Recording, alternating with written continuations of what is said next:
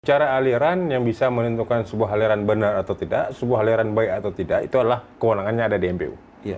MPU yang punya kewenangan untuk memfasilitasi ini aliran ini sesat, aliran ini bagus nggak. Itu soal MPU punya kewenangan itu diberikan oleh kanun. Iya. Kanun Aceh dan juga ada peraturan MPU, saya lupa peraturan MPU nomor berapa yang memberikan kewenangan pada MPU untuk menentukan kriteria aliran-aliran sesat itu seperti apa. Iya. Dan itu bisa untuk persoalan dia Wahabi atau non-Wahabi atau apapun alirannya apapun seperti apa.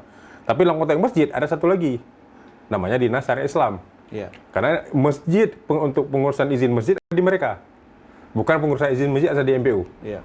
Seperti apa izin masjidnya, seperti apa status masjidnya, seperti apa tipe-tipe masjidnya itu ada di Dinas Syariah Islam. Apakah murni karena agama, atau ini karena faktor, kalau bahasa saya mengatakan ini adalah faktor celengan masjid yang sudah banyak penuh.